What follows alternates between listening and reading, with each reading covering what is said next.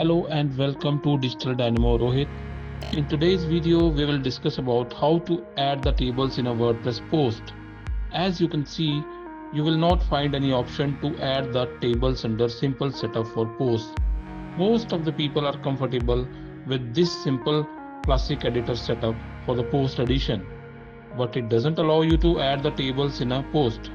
So what we need to do is we will go into settings, then click on writing under settings. Now here we need to select the block editor under the option for default editor for all users.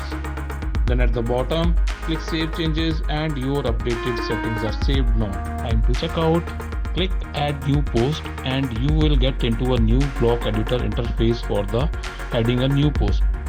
This new interface becomes easy to use once you become familiar with it. Next, enter the post title in the title block. Next, you need to choose the new block option by clicking the plus icon on the right side. You can also find this plus icon at the top of the page.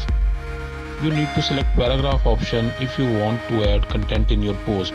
Then you may add the content part in this block. Enter and you will find a new block.